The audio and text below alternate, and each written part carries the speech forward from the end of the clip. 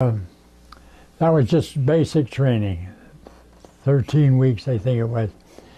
And then we had to go for parachute training, and that was for 3 months I think, yeah. That was down in Fort Bragg. That's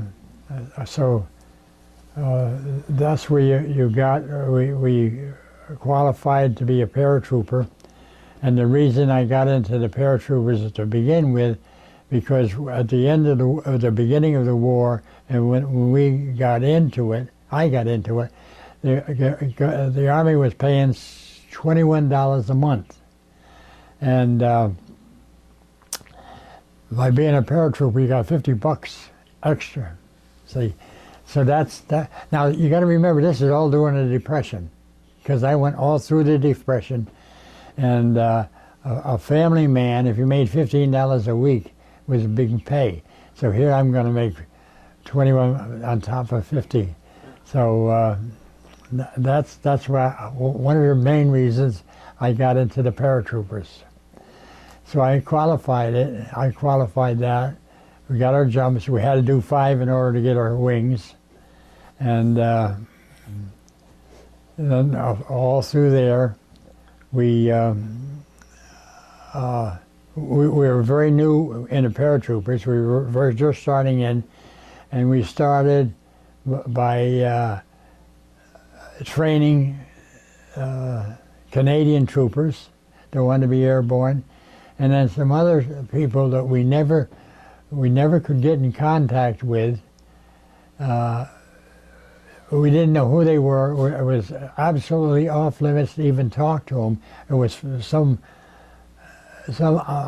country or what that was either. It was definitely on our side, and we were training them, but we had to train them by we couldn't talk to them. They couldn't talk to us. And so. Now, when do you remember when you got your wings, your parachute wings? Was it 43? Yeah, see up there is my I got my wings, and I got a little furlough, and I went home and see my mother and my sister, and so that was 1943. You were doing this. Yeah, okay. 40. Yeah. Jesus. See, I'm not that sure on a lot of dates. Yeah, that's okay. See, what I have to do is I'll tell you things, but they're not necessarily lined up. See, and the reason for that is I can't remember. Sure. See, I don't remember. This is over 65 years ago. And okay, so you finished training these other troops, and then when did you? Well, we kept training from Bragg. We went to Benning, and we were training, and we went around for different like down in Tennessee maneuvers and getting ready. And then we got shipped over to England, but halfway there we were on an English ship, and outside of Newfoundland, the motors they had two. One of them went off, so they pulled into St. John's, and we were there for 30 days until another ship could come back, American, resupply, pick us up, and take us into England. And we were in England for about 10 months. And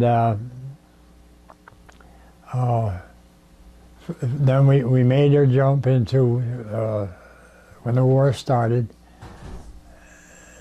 June 6th, was it? June 5th, I think. D-Day, yeah. Yeah. And so you jumped in the day before D-Day? Day before, yeah. The night. It was. They had thing on the recruiting and on the TV that be an army of one. That was me, because I come down complete dark, nobody around me. So now here I am, I'm the army of one. And we had the clicker system. Have you heard of that? Yep.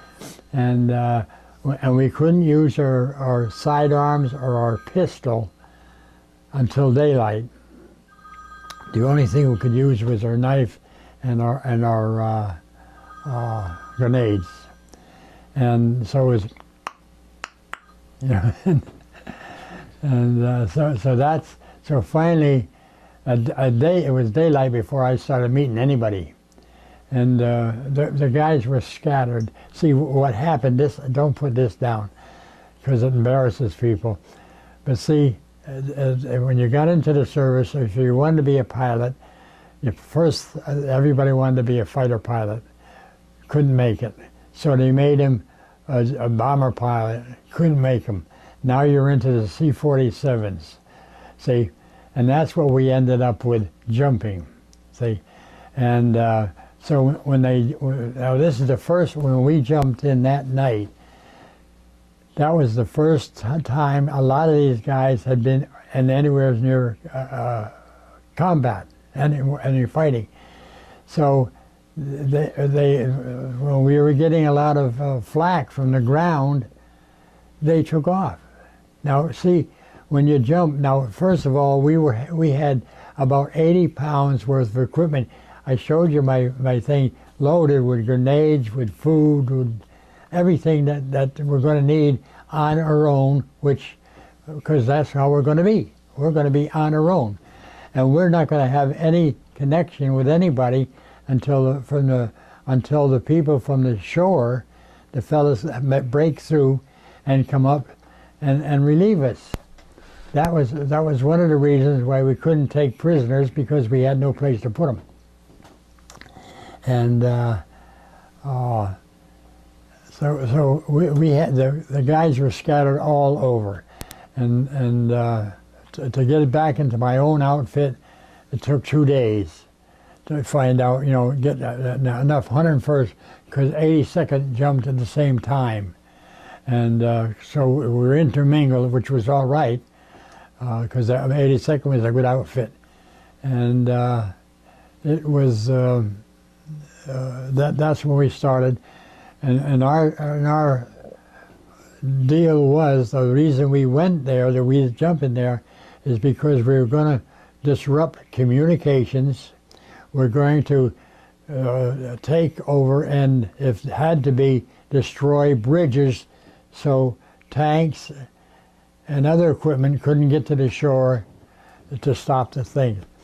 And we done all that. If you read there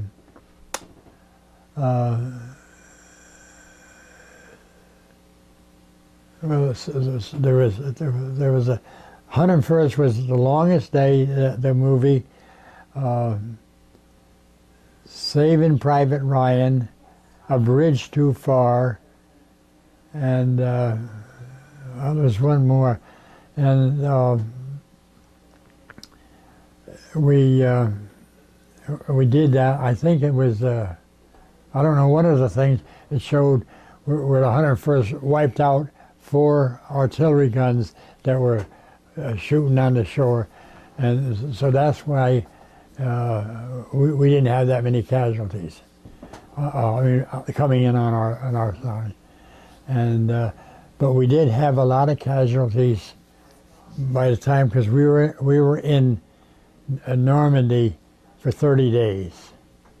And then we went back to England,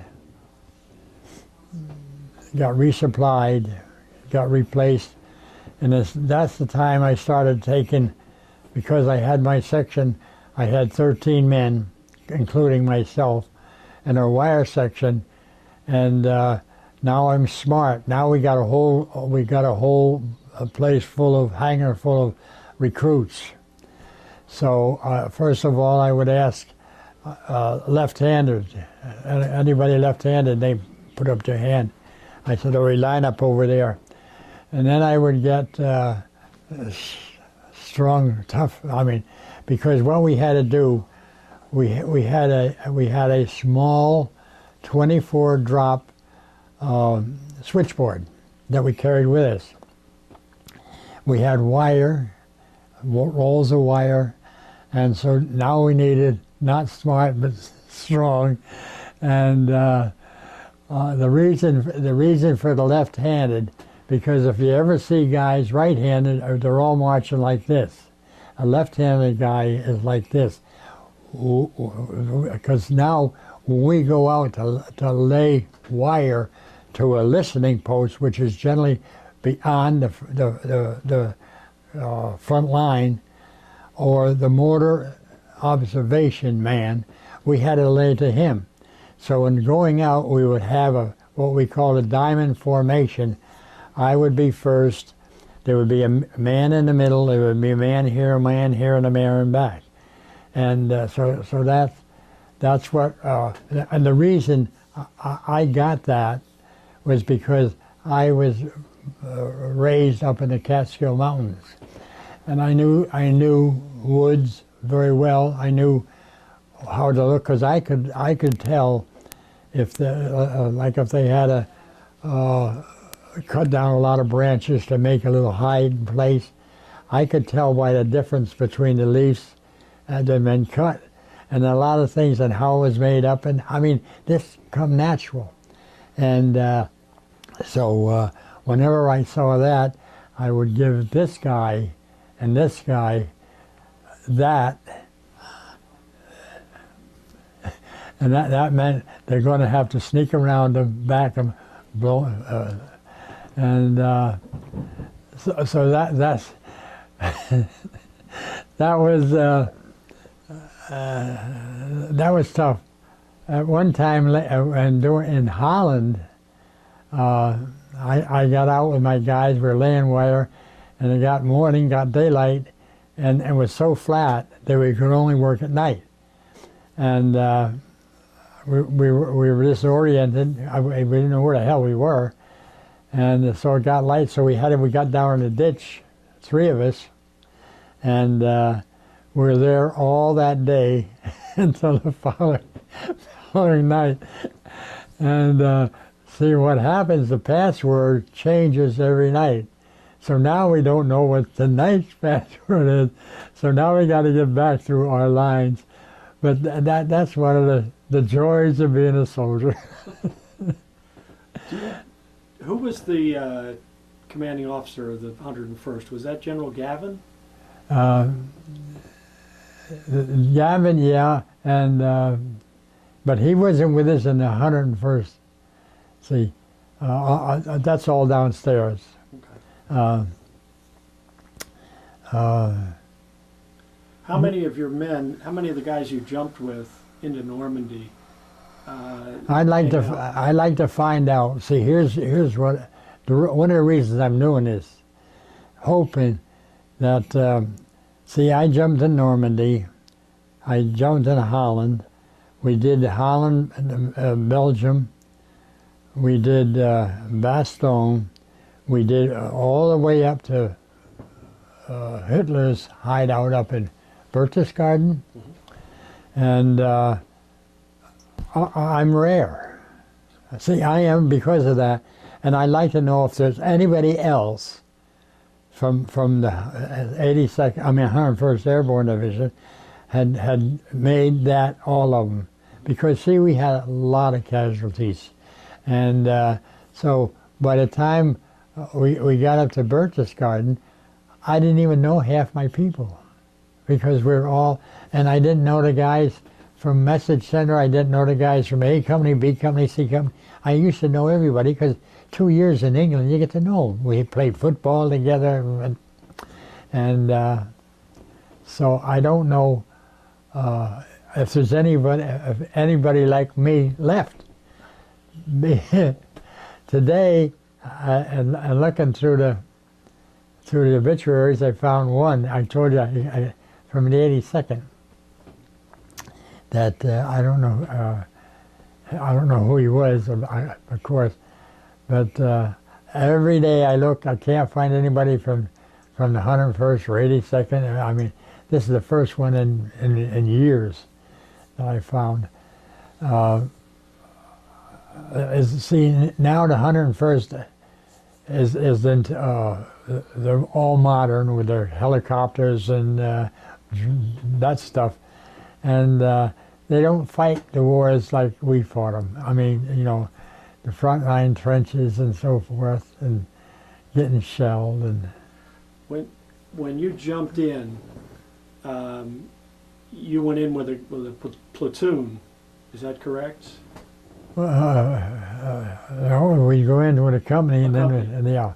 How many out of that company survived survived D-Day? Do you have an idea? When I went back to England, I had a Snuffy Fist and myself. Snuffy? Snuffy Smith. He was the reason he survived is because he lied his age and got into the airborne. And the time we spent at Bragg and Benning, he was from the South. His mother came to visit, and she got to know me, and she kept saying, "Andy, please take care of my boy." See, and so when we went there, I used to keep him back, either on the switchboard. If we didn't have a switchboard set up, I still have him back because we would be going on. In fact, you can't put this down. On the bridge on Carrington, we were going up this causeway, and we were being strafed by the Stukas. This is at night, because in the daytime we had the air superiority, and the Stukas would come out at night. Well, if they had sirens on their wheels, on landing wheels, plus the noise they made when they went down, it was Beecham said, "You couldn't drive a needle up my ass with a sledgehammer." Of course, and another thing that you can't put in there is that about the 10 months we spent in England, we were out in the country, and we generally every company would go to a nice place where you could put up Quonset huts, and that's what we had. And they had from England, from London and the big cities, they would send the girls that were around 15, 16 out, and they called the Land Army girls. They were supposed to work with the family that took them to work there. And they were there until I think 17, and then they could join. We had the ways and the wax. They had another thing, they could join that. But what happened? We had this is one of the times I got broke down from sergeant to after we came back from. I was sending my guys out to lay wire. I give them, you go here, here. And then I would have the central phone, and I go to sleep under the Jeep. And they got caught. So this is one of the times I got, but this happened quite often. But anyway, what had happened was two of my guys, the haystacks out there. If you've ever been in, they have 4 posts. They have a roof that they can raise up, and as you take the hay, it goes down. What they had done, they had made a little room in there, and they had 2 Land Army girls that were in business, and they knew that I knew, but that will delete that. I mean, so you left Normandy, went back to England, got refitted, yeah, and then where did you go? Then we jumped in Holland. That was a day jump. And this was the Bridge Too Far time? Yeah, that was there. And see what we did, we held the corridor open for Dempsey's 8th Army, which was in Africa, in the desert, so forth, to come through to relieve the Red Devils, which were the British paratroopers that had gone up there at the bridge too far. See, and so we would push back every morning, so they could come through, and they had a lot of trouble. We couldn't get them. They were blowing them up and all that stuff, and they couldn't get there that fast. So the Red Devils took a hell of a beating. And so when they came back, it was getting on to, when the weather was cold, we were being relieved, and so whatever we did have, like long underwear and so forth, we gave to them because they were going to, it was a pretty sad situation. And there were so many things that I can't help remembering, because they impressed me to the point where the 8th Army dropped off a tank because they could only do 5 miles an hour, so they left that and where we were, and we were guarding the bridge and so forth, and so when we were going to push them back, now we had a tank. This is the first time we ever had a tank. It was just do what you can, and we were going along, and I heard this brrr, so the guy in the tank was up there with a machine gun. These 2 kids, now we fought and we killed some awful young kids, and when we got up to maybe 100 yards up, you saw what the was. 2 kids had stayed into a bridge when they were going from the road to the fields, and every place there was a big ditch, and they had this pipe, but it was a 2-foot pipe, and 2 kids must have come in at night, and some way got disconnected with their bunch, and so if they'd have stayed in the pipe, they'd have been all right. But they panicked and they started to run out, just as the tank was going over. Now I can remember seeing this, 2 blonde-headed kids, real young. I mean, and the one in back is pushing the other. It was like a statue. It was like it shouldn't be, but it was. And here they got them right across and of course they died instantly. Snowing. And something like that. And then another time in Holland and Belgium, but being battalion wire chief, B Company, which was out on the line, needed more wire because they had their own people that they had to lay wire to. And so there was this right, well, from here to the main road out there. I had a bike. I had a bike that, a German bike, because they had a lot of them. So we put a half a mile of wire on the back of the bike, and the guys gave me a push, and I going through. Well, I've been shot at a lot of times. You know the click, click, click, and I can hear them because they can see me. I mean, because I'm very, very exposed, and so when I got there, I kept feeling something hitting the bike. When I got there, now the wire, a 2-foot wire, was a roll about that big, about that thick. When I got there, I took it off, and the guys looked it up.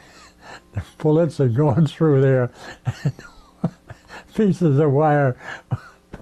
Now I had to stay there until things quieted down so I could get back, because I had spokes gone, And but see, this is the thing that amazed me. I was so lucky so many times. There was a one time we were advancing up the road, and there was a tank, a German tank that the airplanes had destroyed, and there was a German guy hanging out, and the place was smoking. So up ahead, they had to stop for some reason. So when they stopped, we sat down. Well, I wasn't. It was closer than I am to you, and the tank blew up, and a piece of the armor went right between the two of us. I mean, a piece, big piece, and there I am. I mean, that's just one of several things that made me feel so lucky, and that's been happening all my life. All my life, and I don't know how. No explanation for Yeah, it. no explanation, right? Just luck. We had when we jumped to Normandy. Here we go back again. The British had developed some kind of explosive that was it was a sock about this long, and on the end of it was a thing that looked like a top of a ketchup thing, and then you had a stick of this explosive that when you wanted it, you would shove it into this sock. Now this here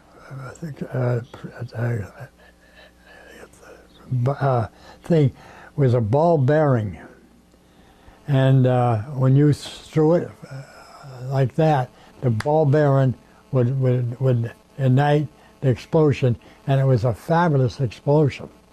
We tried it out on training, but we didn't get a hell of a lot of training on it. And if you put, like we would get into a situation where you take over, the enemy would be in everything is stone there. There's no wood. And they would be in there. They had all the windows with tables, and so couldn't throw grenades in. But if you threw one of those things against it, I could be this far from you, throw it. All the explosion went that way. And when you went in to look, the stones had wiped out everything. I mean, it was a great, but it had the guys would just arm it, and they know, because also that was for tanks, see, and that's another story.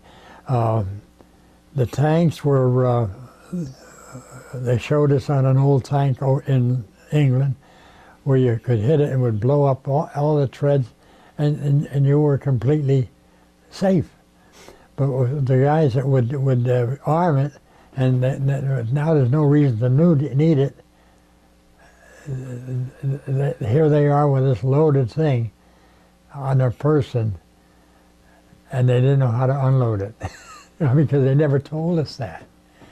And so a couple of the guys got killed because of that, so they stopped us from using that.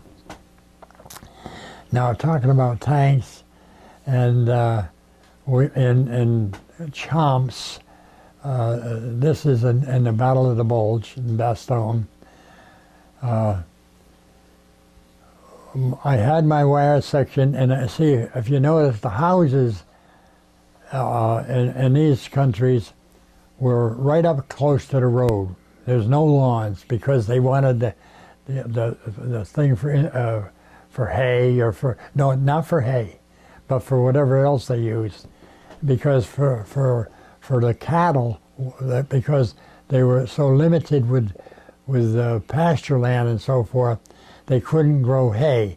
But what they did grow was a type of beets. They used that, and then when they would dig them up, they would put them in a pile like this and cover them up with grass and so forth. And so we got into that in Bastogne, and I give everybody diarrhea because it was frozen. We didn't. It was partly frozen, but anyway, in this city, town of Chomps, I was in the second floor with my people, and we had the switchboard there, and what we did is, because a lot of times the tanks would go in, German tanks, and then they'd go back. They'd go out and look around. And so what we would do, we would put a tank mine in the middle of the road. And we would put a wire on one of my wires from that about 100 foot that way and another 100 foot that way. So the reason for that is if one tank came through, we would pull it so they're going to hit it with a tread. And if more than one, they would pull it completely out. Because if one got hurt, then another one or the other two would know something's going on up there, and all hell breaks loose. So that was our defense up there. But I'll tell you, here's my luck again. The second tank parked right under the window where we were. Now you know a tank is pretty high, and here we are. We're almost looking at them, but we can hear them talking. Had to be quiet. But the motor from the tank, and if there had been any smarts at all, we had a lot of our wire coming in through that window. See, they would suspect, but they didn't. And there was my luck again. And so where did you get wounded? And I got wounded in, let's see, the first, I got wounded twice. I got shrapnel in my here to here.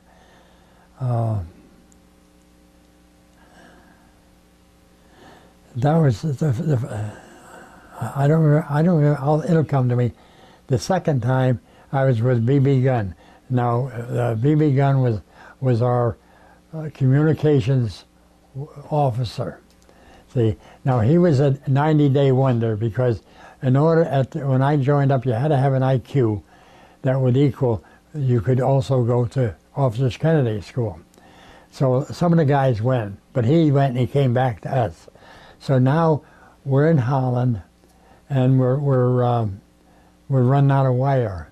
So we go off to no man's land, and because where we were before, we had lane wire because we had come back. We pushed and come back, and so we went out to retrieve some of the wire we knew was out there. Well, they saw this. The Germans saw us, and they started lobbing mortars. So you could tell by the sound that you're going to get nailed if you don't get the hell out of there. Well, in Holland, there's no cellars because of the water, but they have like a crawl space and a windows or a place to get in under there if you want to. Well, I dove for that. When I did, I cut up my face, and so that was that. And then I heard BB hollering, Andy, Andy. Now the worst thing is that when your buddy gets hurt, what are you going to do? Like that was on this bridge up in Holland, where we were kind of in the woods, and a shell hit, and we were laying down, but it was it hit up in the wood, in the trees, and the explosion was down. You hear guys calling, and you go over there and hear the blood is coming out. There's nothing you're going to do. There's nothing. And so a lot of guys wouldn't even go and go see him. They just ignore it because so anyway, BB was calling me, and I just didn't do anything. And he come around the building, and now there's nothing wrong with me. So So he picks me up, put me on his shoulder, taking me back. Now, and when we got back to where we left from, I jumped off and said, "Thanks, baby." Now, see, that was another. That was my second, either the second or first. I think I got The shrapnel wound? yeah. Was that in Holland or France? I can't remember.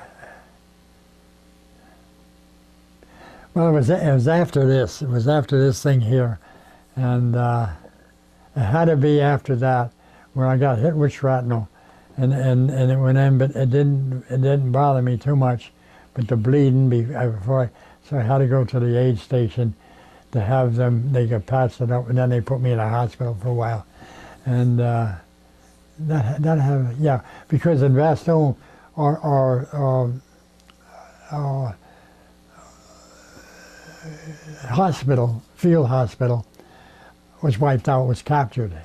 See, so we had nothing there, and I had dropped, I think it was a roll of wire on my foot, and we had, well, I've got frostbite now in my feet, ears, and the nose, and so I didn't realize I was hurt because my feet were so cold, and I up in my groin, something started swelling up. So when Patton broke through to us, now we could get out and go to a field hospital. So I went there, and that was another sad situation. There was two young kids that frostbite had this, because they had those big boots on, and so I got it. I was in the ambulance with them, and they were down on the bottom, and I was up at top. There's 4 people in the ambulance, and it smelled terrible. And we got into the aid station. They had me on a table, and they took and these 2 kids. They had to cut their legs off because gangrene had set in.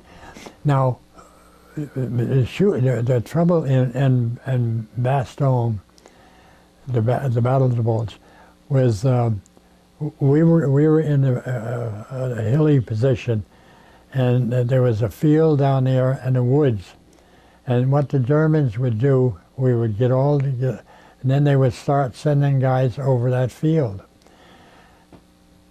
We were shooting them like fish in a barrel, and then it would snow just like this. There would snow during the night. Now, when you left, when it got dark, the place was almost covered with gray, with the uniforms. But in the morning, when you went back, it was perfect. The scene, they're all covered with snow. Mm. But what they were sending at us was cooks, office people, old men, young men, sailors, who they had no idea, and their stupid officers are doing like when World War I. If you read that book, you'll see. Pushing them into machine gun fire, and you could pick them off as you at leisure, and well,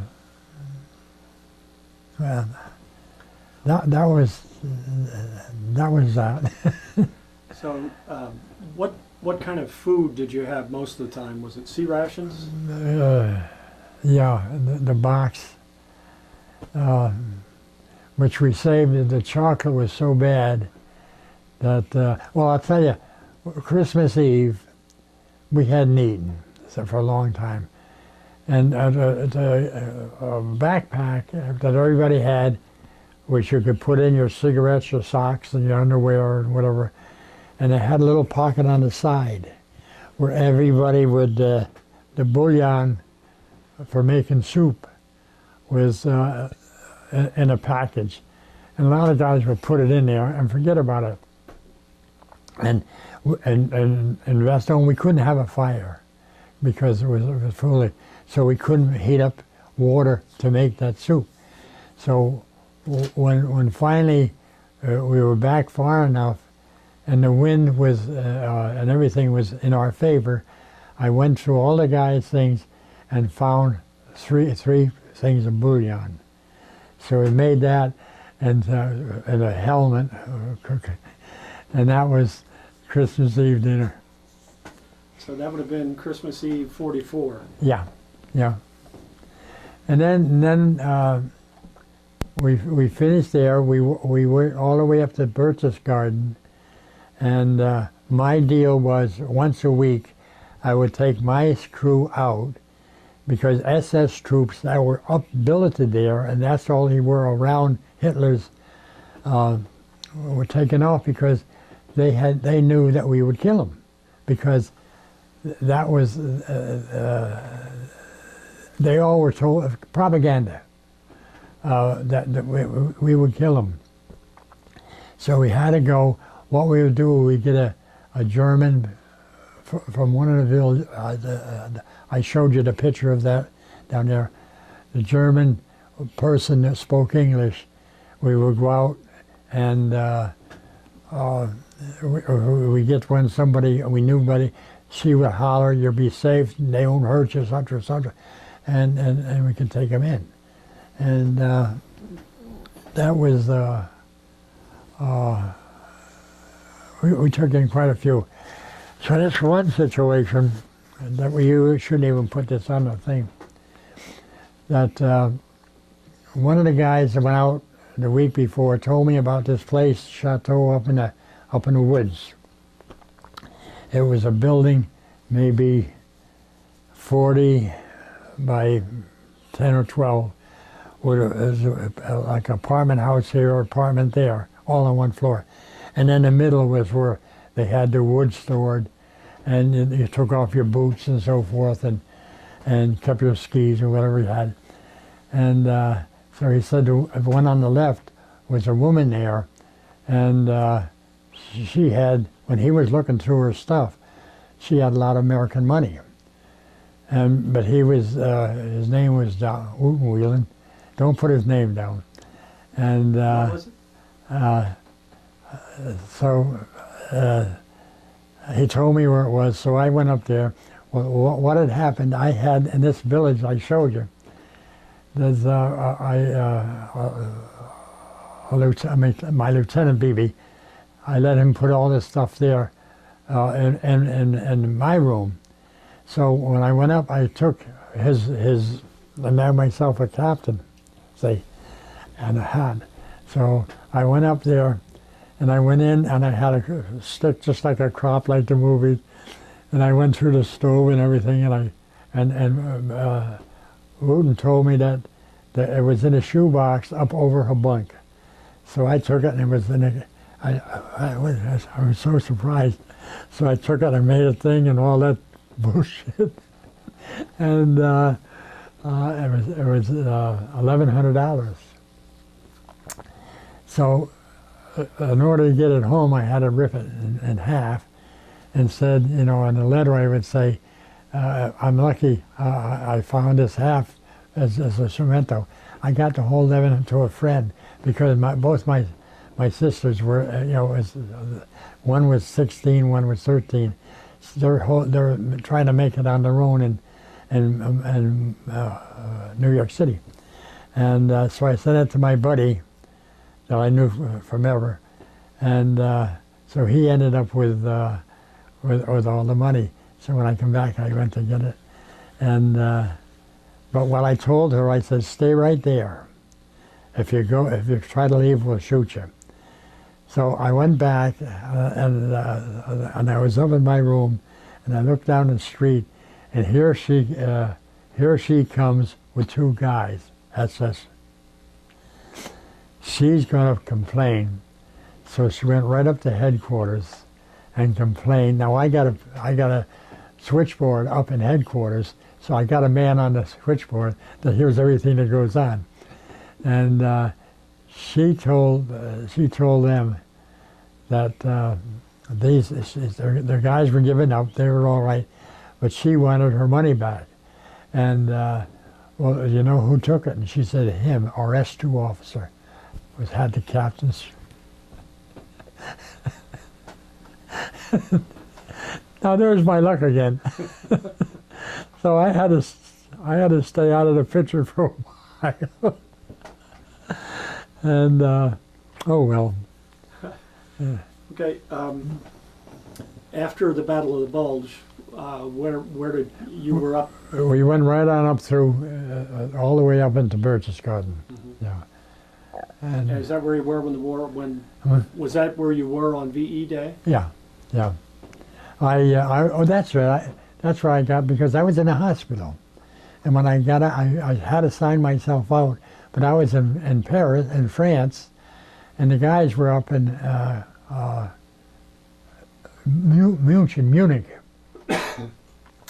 And so I had to get to an airport and find out a plane that was going up that way, and I hitchhiked up, and I reported in, and the war was over. So that was that. And what happened after that?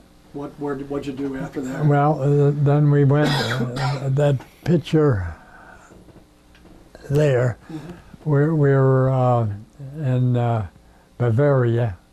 That's when we started getting our points home to go home. And that's where I was offered a good, just about anything I wanted to stay. But like I say, I had 2 sisters, and to get off, and then here you got 8 million guys being relieved from the service, try to find a job. So the bus job I had that I could find in New York City was, I don't know if you're in college, what they were doing in college, if you had a son or something, you would send him a basket of fruit or something. I got a job in that place making up the baskets of fruit. Here I am. But I couldn't keep with that, and that was. So after you were discharged, you went to New York City, and Yeah. and then what did you, after the fruit packing job, what'd you do after that? Well, I went back up to Newburgh. Well, I had gotten married, but that's a whole different piece of business. I don't know how it happened, but I was writing to this lady that was a friend of my sister's, and she assumed that we were engaged, but that's all right. And I got a job in Newburgh where they made the gas for cooking, and so my worst job was when it was freezing. Now you've seen these gas things that go up, and they got water in them all the way. Well, see, when they got gas in them, they'll go up. And so when there was, as they used the gas, they would go down. So they're big round things. My job was the first week was walking around that with a stick to make sure the ice didn't freeze, the water didn't freeze, because if it froze, the thing would stay up there, and then when it melted, it'd come down and ruin the whole thing. So the second week, now here I am, I don't know nothing. They put me in charge of, this is at night, of, now the gas went to Newburgh, Peekskill, Poughkeepsie, West Point, and each one was outside had weights. So you had to watch the how much is going. You couldn't let them get too much. You couldn't let them get too little. So you had a thing in there. So you watch it, and if it started, you either go out and take off weights or put the weights on. This is okay. I survived that. Then they put me on days. Now here they are. Now this is an old piece of business. This real. In fact, the elevator was so bad that I had to get charcoal and put it in a cart, put it in the elevator, start it up and run around because they wouldn't let people get on it because it was so old. And then they would pour that in and back and forth. And they would make it. And if you've ever seen a gas place where they make it, they got sheets of metal and they're all on. So when they purge it, phew, I mean, that's why these things will flap up. Scare me. And Did you think about going to college on the GI Bill? in fact, when I got married, we did get married because I had no place to go. I had no business getting married. I had no place. I was sleeping on the floor in my sister's, and so but by getting married, I had a place. And I was going to auxiliated school to get the points for college because I didn't have them because but that way. And she became pregnant, so I wouldn't have a baby in New York. So I went back up to Newburgh, and that's when I had the job. And so I say, you're going to have to put that together, everything. And okay, what else? What medals did you win? Purple Heart. What else? I got a presidential citation. I got a unit citation from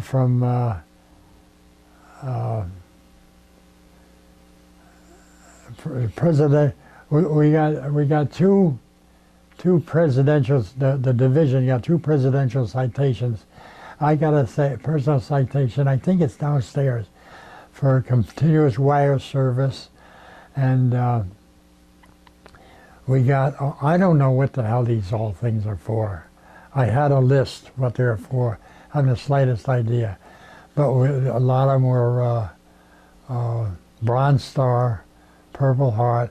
The only things that I think anything of was the blue one up there, the infantry. That's where, and then the blue one, the infantry one, the Purple Heart, and what the hell else was it? Yeah, my parachute wings. That's the only thing I ever would wear. The rest, and I feel guilty wearing the Purple Heart because you could be dead. You could have two legs missing.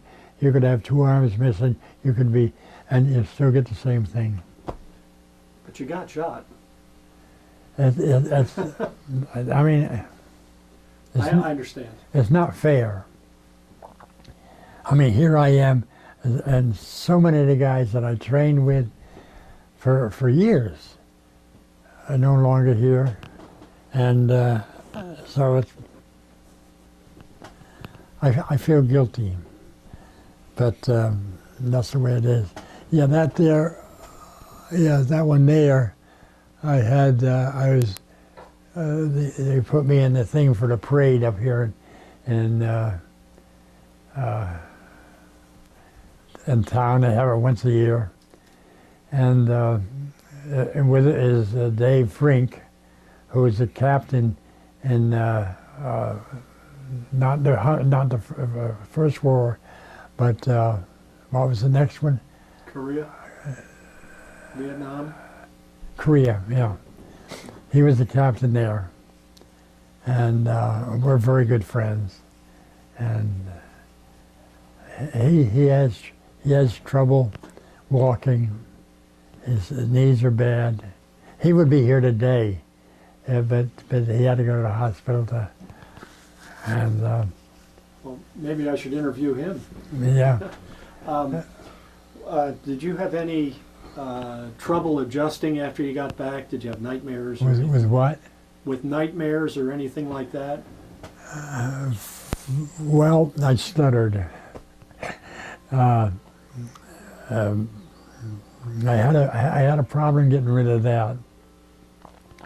I had to concentrate every time I said anything, had to think about how I'm going to say it, and then say it. But if I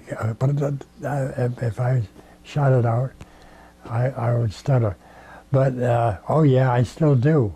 When I watch these stupid things, the war things, I don't sleep all night. And that's not like me. I mean, things don't bother me.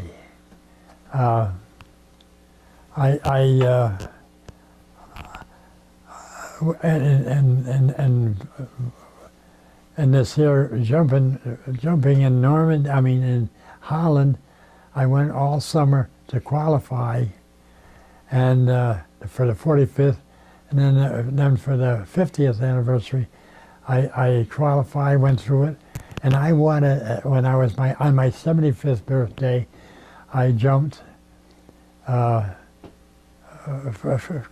I was 75 for his birthday. So I'm 90, in fact, I worked on it. She doesn't know it.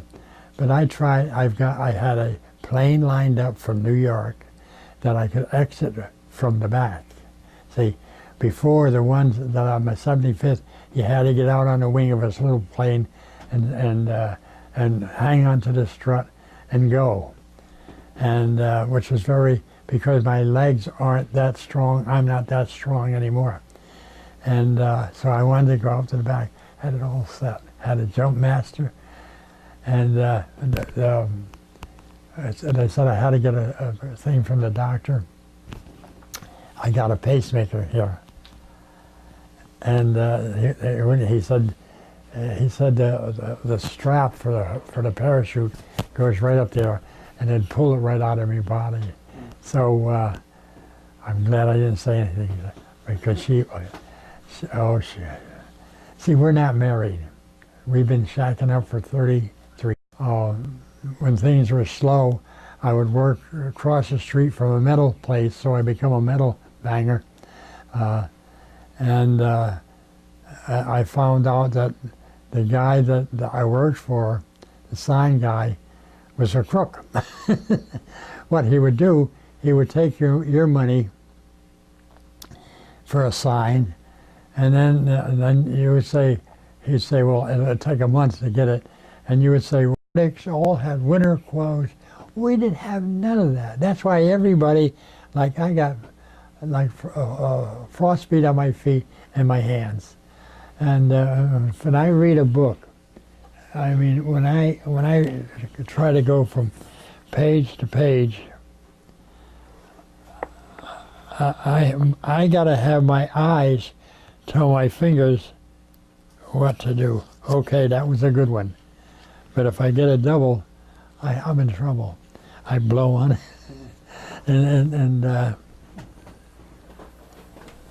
No, if you got to read that book. You'll get a big charge out of it. Okay, well, I want to thank you for your time. Well.